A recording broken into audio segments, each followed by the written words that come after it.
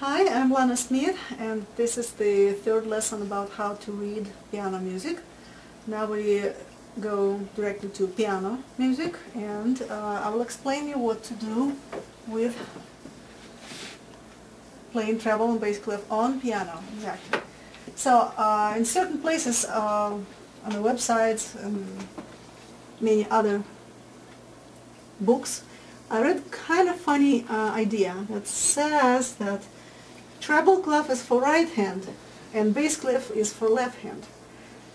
I'm not sure it's very true, because I can take my right hand and play something like this.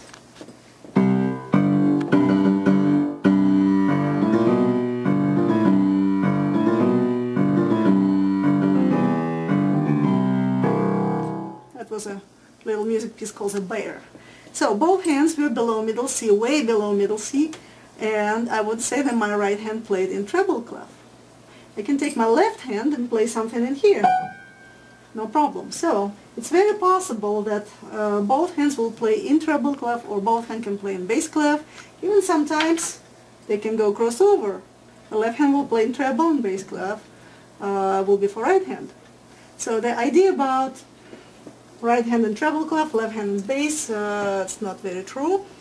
But what's true in this statement, that right hand most of times indeed will play in the higher pitch notes, and left hand will play in lower pitch notes, bass clef, just because of the location of our hands over the keyboard.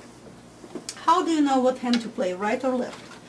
For piano music, it's always, you can recognize it by that little beautiful brace that connects together the two sets of lines called grand staff, and the top lines will be for right hand, bottom lines will be for left hand.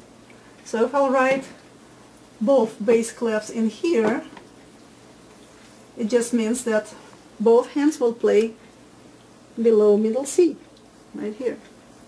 That's it. Something like, I don't know, versus. Now my right hand was playing in treble clef. But let's go back to our treble clef in right hand and bass clef in left hand so far in this particular music.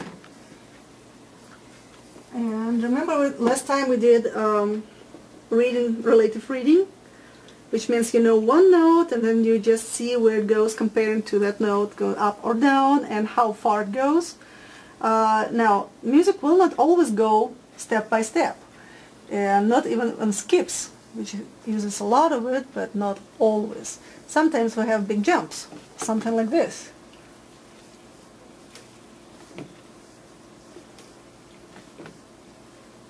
So how do you find what is this note? That's where you start memorizing where the keys are. And this is one of the keys that I showed you before. It's that high C, that's your G. And the more you start playing, the more you keep your eyes on these notes, you will start recognizing them faster. And you start combining the relative reading, which is up or down and how far, with exact knowledge of what this note is. Like you exactly know already that this is G. And I hope you remember that this was a high C.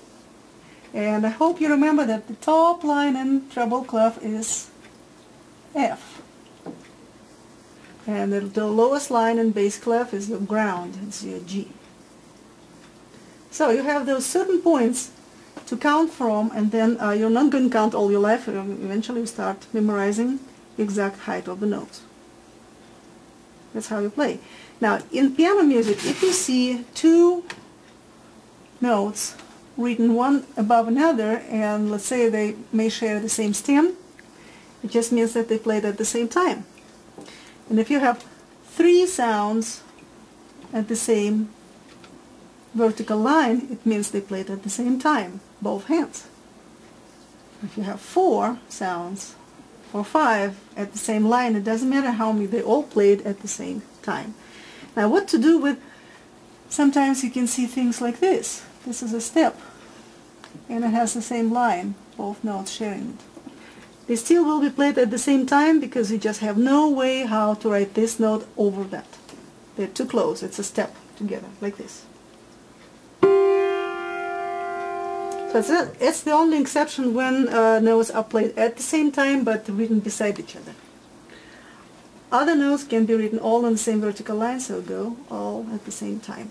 But talking about timing is our next series of lessons, because we're going to talk about beat and the rhythm and how to read length of the sounds, which is rhythm.